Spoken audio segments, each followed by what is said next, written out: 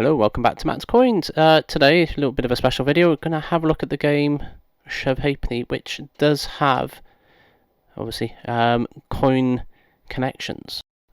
So this is a game I play usually on a Monday night. It has its origins as far back as the 15th century, but back then the game was known as Shove Groat, because it was played with groat, more commonly known as the fourpence coins. Or Slipe Groat or Slide Thrift. Played in a similar way to what we know as Shove Halfpenny today, or Push Halfpenny as it is in some places. Since the mid 1800s, I'd say probably near 1860 without direct evidence, the game has been played with halfpennies. There are versions of the game that are played on wooden boards. The area I live in, we use a slate. The slate has 9 beds marked on it, and the object of the game is to fill each bed with 3 halfpennies.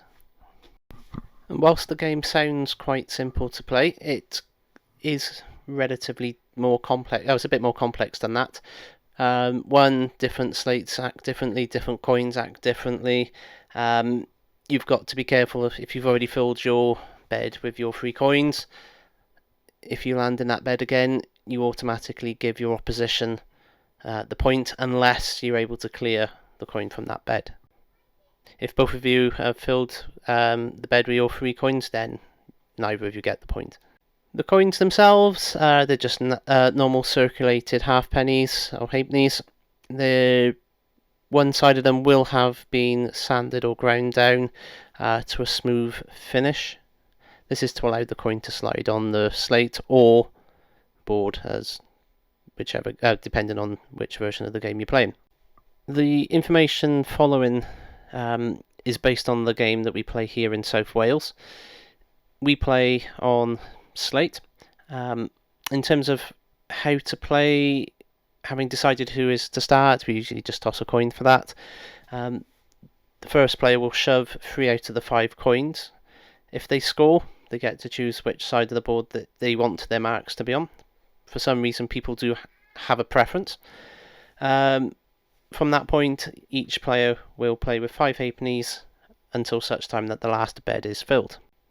The shove for the coin is usually made with the ball of the hand, and only practice will see you routinely shoving that coin nice and straight to where you want it. Some players do play diagonally across the slate. Some are a bit more linear and play up the slate.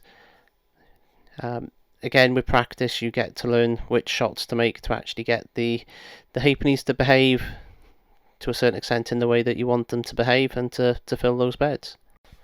I'm sure you won't have failed to have noticed the video that's been playing on the screen in amongst my ramblings here. This was a game played back in February.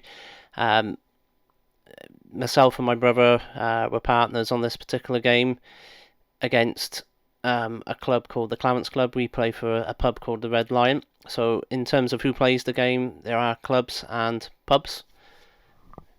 Anywhere with a slate and probably beer could probably join the league.